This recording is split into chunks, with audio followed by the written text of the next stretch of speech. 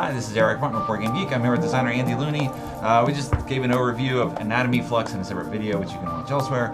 That's not the end of Flux. Flux No. never ends. There's always something new coming. So I wanted to tell you just a little bit about Star Trek Flux, because we're pretty excited to have gotten the Star Trek license. Oh, it's not just Star Trek Flux, though. Yeah, indeed. We're going to be doing 2 Star Trek Fluxes right out of the gate. We got original Star Trek and Star Trek The Next Generation, because the eternal debate, Kirk versus Picard, we couldn't choose just one, so we're making both of them, and we're going to be releasing them at the same time.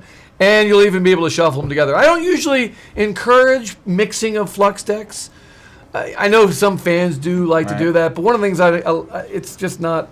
They're not designed to go together. But this is going to be the first time where I'm designing a pair of Flux decks. What I really intend and envision that they will be mixed together. Right. So icons that appear in one will be used in the other for the same meaning.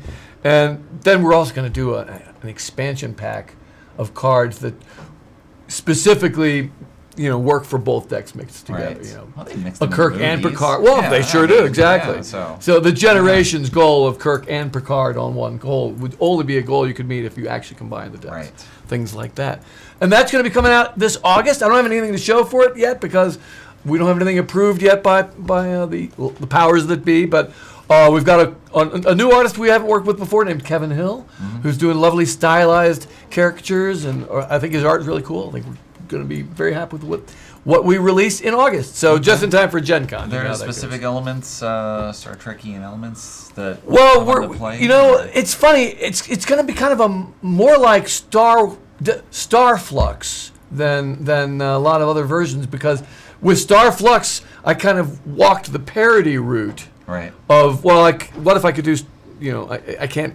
What if I had this license? Now I actually have that license, so I'm kind of going back to the same territory and cannibalizing a lot of the game mechanics I had for that. But there are some pretty good ones.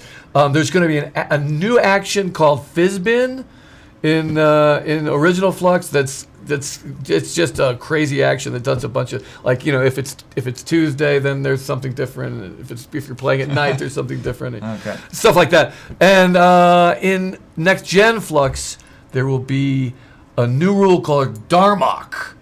And when Darmok is in play, you can't talk like normal. You can only use numbers and names and noises to communicate. Because remember that great episode where, Darmok and Jalad at Tanagra, and Romeo on the balcony, or Juliet on the balcony, rather. Just like they were only they communicated using idioms. Right. So we're trying to replicate that with a rule. That's one of those rules that people they love it or they hate it, and that's kind of Flux in general, as you know.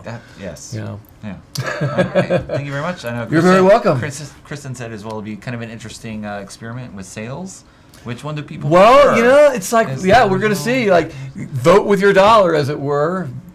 Kirk versus Picard. We're frankly hoping people will buy both of them, but we'll see. Yes. Who turns out to be most popular, Kirk or Picard? We will have a definitive answer in the sales. Okay. All right. Thanks very much. Very good. Thank you so much. Talk to you later.